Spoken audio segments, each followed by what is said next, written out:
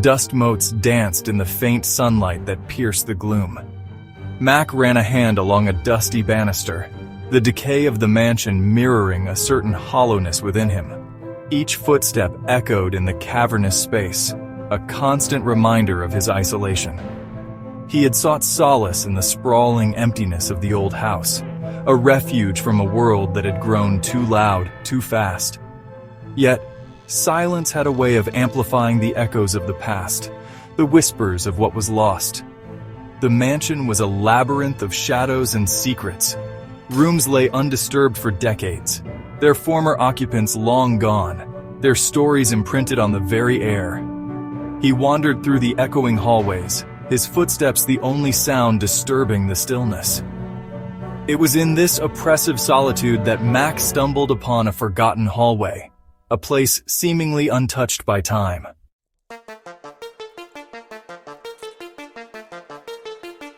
The air hung heavy with the scent of decay and forgotten things. At the far end, bathed in a shaft of dusty light, stood an antique grandfather clock. Its once gleaming mahogany was now dulled with age, the intricate carvings obscured by layers of grime. Yet, even in its state of disrepair, the clock held a strange allure.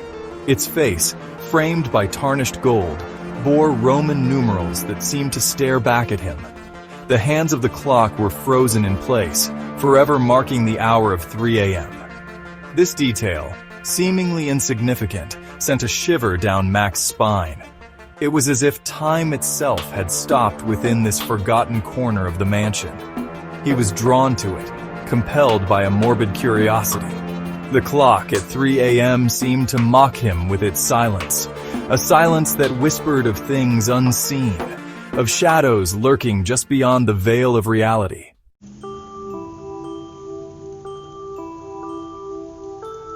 Days turned into weeks, and the stopped clock became an unwelcome fixture in Mac's mind. He tried to ignore it, to focus on restoring other parts of the neglected mansion, but the silence of the house seemed to amplify the clock's presence. Driven by a mixture of curiosity and a need to assert some control over the unsettling silence, Mac found himself drawn back to the forgotten hallway. He tried to wind the clock, hoping to jolt it back to life, but the key turned uselessly in its socket. The hands remained stubbornly fixed at 3 a.m., a constant reminder of time's dominion over the mansion. He searched the mansion's library, its shelves stacked with dusty tomes and forgotten histories, hoping to find some mention of the clock, some clue as to its origins. But the mansion guarded its secrets closely, offering only cryptic hints and whispers of a past shrouded in darkness. The clock, with its unwavering hands and silent face, became a symbol of his growing unease.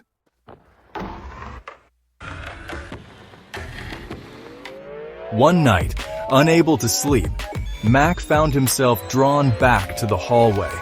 The air hung heavy, thick with a silence so profound it felt like a physical presence. He stood before the clock, its face a pale, ghostly presence in the darkness. As he reached out to touch its cold glass, he heard it, a sound that cut through the silence like a shard of ice. Footsteps, slow, deliberate, approaching from the far end of the hallway. His heart pounded in his chest, each thud echoing the approaching steps. He spun around, his eyes straining in the darkness. But there was nothing there.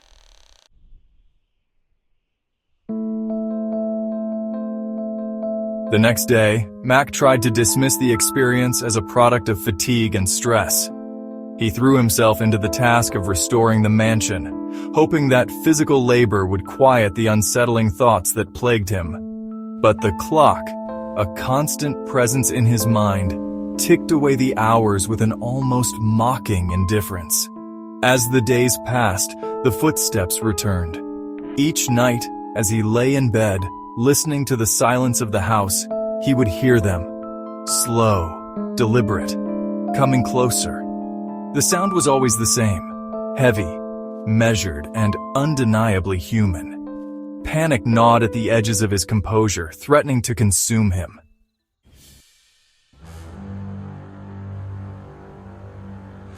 Mac became fixated on the clock and the witching hour it eternally proclaimed.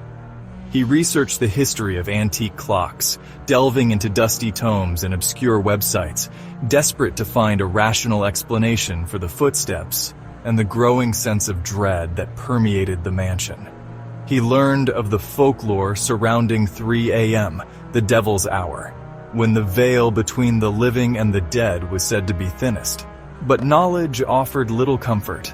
The mansion, steeped in its own dark history, seemed to vibrate with an unseen energy as 3 a.m. approached. Mac felt an almost physical pull towards the clock, a compulsion he couldn't explain. One night, as the hour drew near, Mac felt an overwhelming urge to go to the clock. He found himself drawn down the long, dark hallway, each step an agonizing surrender to the mansion's will.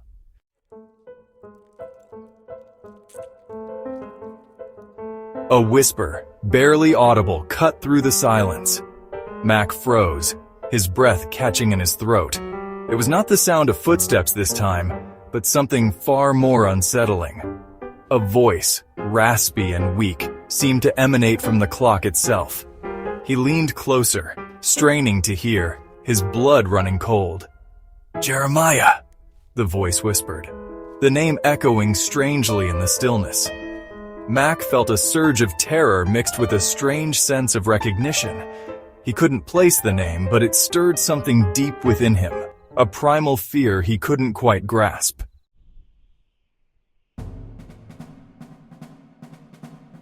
Sleep offered no respite.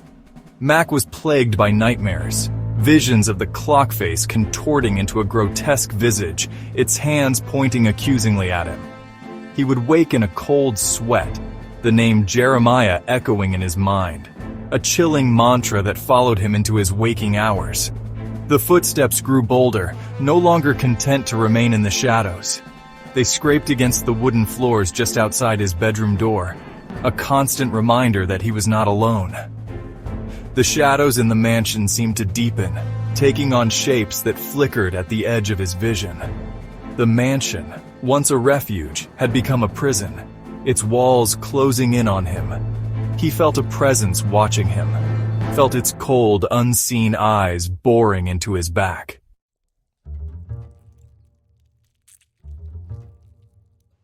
Mac's breath caught in his throat. The shadow, no longer a shapeless blob, began to solidify. He could make out the outline of a man, tall and gaunt, his features obscured by the gloom. The figure stood motionless, as if observing him, its presence radiating a palpable chill. Terror, raw and consuming, threatened to overwhelm him. He wanted to scream, to run, but his legs felt rooted to the spot. As Mac stared, transfixed by fear, he noticed something even more horrifying. The face of the clock, once a blank canvas of terror, was now alive.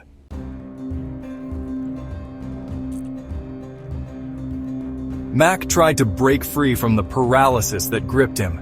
He stumbled back, his hands outstretched, but his feet tangled in the rug. He fell, the impact jarring his breath from his lungs. As he lay there, helpless, he saw the shadow detach itself from the clock. It glided towards him, its movements fluid and silent, like smoke given a malevolent life. The air grew colder, the silence of the mansion pressing down on him with suffocating weight. He was trapped in the witching hour, caught in the crosshairs of a horror he couldn't comprehend. The name Jeremiah echoed in his mind, no longer whispered but screamed, a chorus of voices trapped between the ticking of the clock.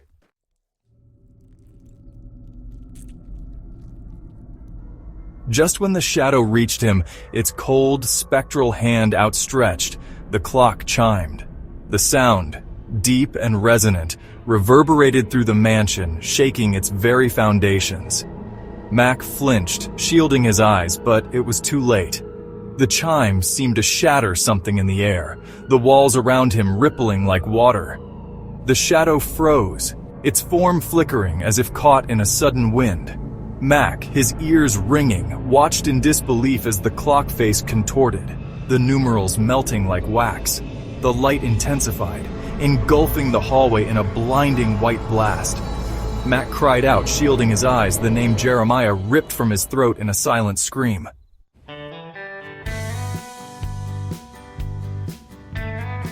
Mac's breath hitched in his throat, his own name staring back at him from the clock face. It was a simple inscription, elegant script etched into the aged wood. McAllen. His name. But how? The terror that had gripped him just moments before was replaced by a chilling certainty. He had become entangled with something ancient, something that defied explanation. He reached out a trembling hand, his fingers tracing the letters of his name.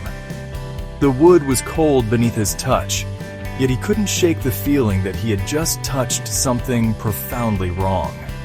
The mansion was silent, the echoes of the chime fading into the depths of the house.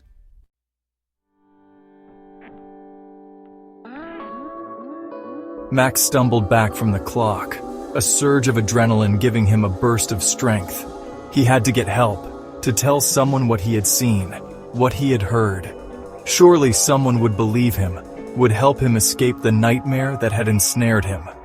He turned and ran, his footsteps echoing in the silent mansion. He raced through the darkened hallways, his lungs burning, his mind a whirlwind of fear and confusion. The mansion seemed to stretch on forever, its shadowy corridors twisting and turning, leading him further and further from escape.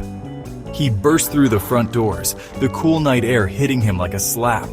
He had escaped the confines of the mansion, but the feeling of dread clung to him, a cold whisper that followed him into the night. He looked back at the imposing structure, its silhouette a jagged scar against the moonlit sky. For a moment, he thought he saw a figure silhouetted in one of the upstairs windows, a tall, gaunt figure that seemed to watch him with an unnerving intensity. Then, just as quickly, it was gone, swallowed by the shadows.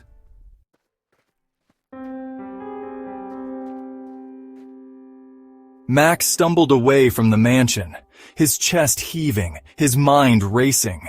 He had to get help, to find someone, anyone who would believe his story. But who would believe him? Who would understand the terror he had witnessed? The chilling truth etched into the face of that ancient clock? He glanced at his watch. It was 2:59 a.m. His blood ran cold. He had mere minutes until the witching hour returned, until the clock's power reached its peak. He had to get as far away from the mansion as possible, to outrun the darkness that was closing in. As the seconds ticked by, Mac felt a growing sense of unease. He was a rat caught in a maze, racing against time. But the walls were closing in, and there was nowhere left to run. He could feel the mansion's pull, a gravitational force dragging him back to its heart. The clock chimed 3 times, the sound echoing through the night, reaching out to claim him. Max screamed, a desperate primal cry swallowed by the darkness. And then he was gone, vanished without a trace, leaving behind only the echo of his terror and the chilling knowledge that some horrors can never be outrun.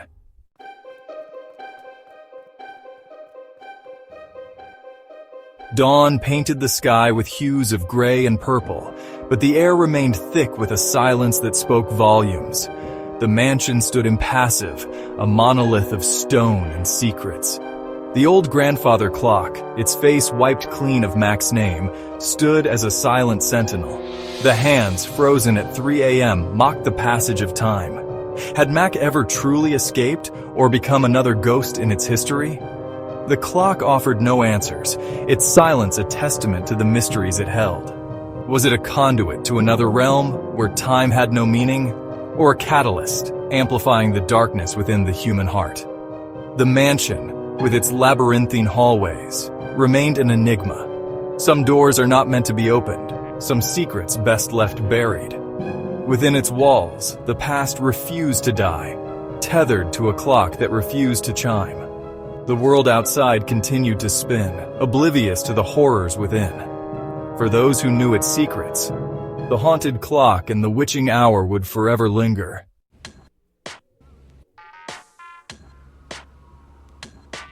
The clock, a symbol of time's relentless march, had become a perverse instrument of torment.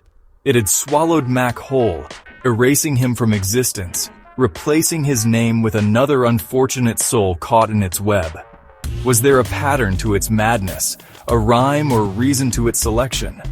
Or was it merely a cruel game of chance, played out in the echoing silence of a forgotten mansion?